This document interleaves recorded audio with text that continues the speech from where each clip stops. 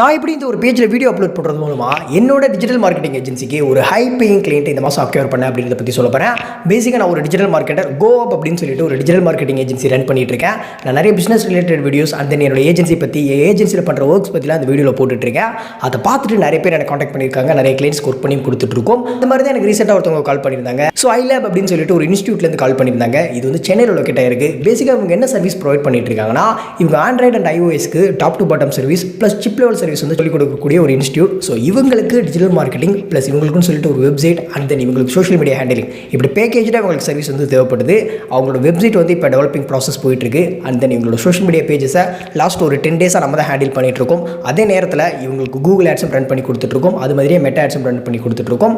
இந்த ஆட் முக்கியமாக டார்கெட்டாக எங்கே ரன் ஆகும்னா சென்னை. ஏன்னா இவங்களோட டார்கெட்டட் ஆடியன்ஸ் இருக்க இடம் வந்து பார்த்தீங்கன்னா சென்னை தான். அதே மாதிரி இவங்களோட லொக்கேட் இருக்க இடம் சென்னை அப்படின்றனால இவங்களுக்கு சென்னை சுற்றி மட்டுமே கூகுள் ஆட்ஸ் அந்த மெட்டா ஆட்ஸ் ரன் பண்ணி கொடுத்துட்ருக்கோம்.